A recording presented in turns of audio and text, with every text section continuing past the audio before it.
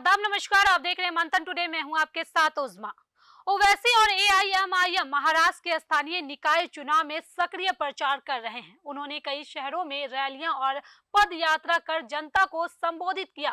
भाषणों का मूल फोकस मुस्लिम समुदाय की राजनीतिक अधिकार, स्थानीय मुद्दे, संविधान की समानता और विरोधी पार्टियों की आलोचना रहा। भीड़ का समर्थन प्रमुख रूप से दिखा, पर कई जगह राजनीतिक विवाद, हंगामे भी हुए। सभी प्रमुख सभाओं में भारी भीड़ देखी गई। साथ ही कई बार भीड़ नियंत्रण की चुनौतियां भी उभरी। ओवैसी कहां-कहां गए, उनके प्रमुख भाषण कौन-कौन सी है, आइए इस पर भी कुछ बात कर लेते हैं। सोलापुर में आयोजित बड़ी भीड़ वाली सभा में उन्होंने कहा कि भारत का संविधान सभी को समान अवसर देता है और भविष्य में हिजाब पहनने वाली महिला भी प्रधानमंत्री बन सकती है। जो बयानों के कारण राजनीतिक विवाद भी हुआ।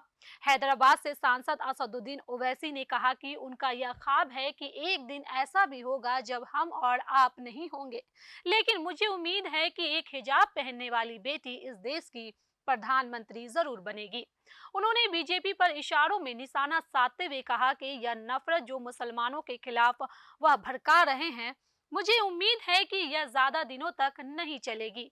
नफरत फैलाने वाले खत्म हो जाएंगे। मोहब्बत जब आम होगी तो लोगों को मालूम होगा कि कैसे इनके दिलो दिमाग में जहर भर दिया गया था।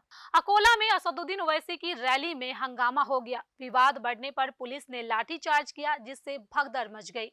हालांकि अभी तक जो वीडियो सामने आए हैं उनमें यह देखा जा सकता है कि एआईएमआईएम के कुछ समर्थक जो उस समय रैली में ही मौजूद थे आपस में भिड़ गए। लोग एक दूसरे से बहसबाजी करते देखे जा रहे थे। इस बीच पुलिस की टीम ने स्थिति को नियंत्रण करने के लिए लाठीचार्ज का सहारा लिया। ओवैसी ने यहाँ के कार्यक्रम में स्थानीय मुद्दों के साथ पानी की सप्लाई और माफिया और स्थानीय चुनाव मुद्दों पर बातचीत भी की। लातूर में ओवैसी ने कहा कि चुनाव में अगर दल चुनावी पैसे बांटते हैं तो लोग उसे ले लें और उपयोग शौचालय आदि सुविधाओं में करें। यह एक सशक्त संदेश था। उन्होंने मुस्लिम समुदाय को राजनीतिक सशक्तिकरण और दूसरे के मुकाबले अपने अधिकारों की रक्षा का आह्वान किया।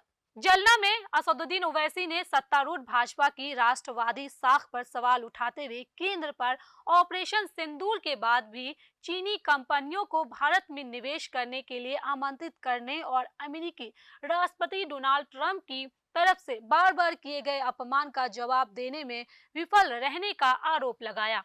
ओवैसी के आरोप पर भी अभी तक ना तो सरकार और ना ही भाजपा की ओर से कोई प्रतिक्रिया आई है। महाराष्ट्र महानगर पालिका चुनाव में लगातार असदुद्दीन ओवैसी लोगों से मिलकर उनकी समस्याएं जान रहे हैं और साथ ही सभाओं में वह यह भी कहते हुए नजर आते हैं कि अगर मुसलमान सिर्फ वोटर बनकर रहेंगे तो उनके घरों पर बुलडोजर तक चल सकते हैं।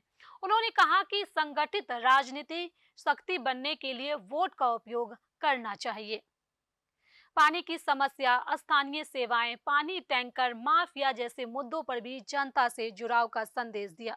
संविधान की समानता का हवाला देते हुए कहा कि भारत में कोई भी, यहाँ तक कि हिजाब वाली बेटी भी प्रधानमंत्री बन सकती है। कांग्रेस और बीजेपी दोनों पर आरोप लगाए कि वे मुसलमानों को बस वोट बैंक मानते हैं और वास्तविक नेतृत्व देते नहीं। विदेश नीति जैसे चीन, अमेरिका, यूएपीए जैसे कानून पर भी उन्होंने बात की और सरकार पर कटाक्ष किया। तो चलिए फिलहाल इस खबर में बस इतना ही। देश दुनिया की ऐसी ही तमाम बड़ी खबरों के लिए बने रहे मंथन टुडे के साथ। साथ ही हमारे चैनल को लाइक करें, सब्सक्राइब करें, फॉलो करें और निष्पक्ष पत्रकारिता देखना है तो देखते रहे मंथन टुडे। बहुत बहुत शुक्रिया।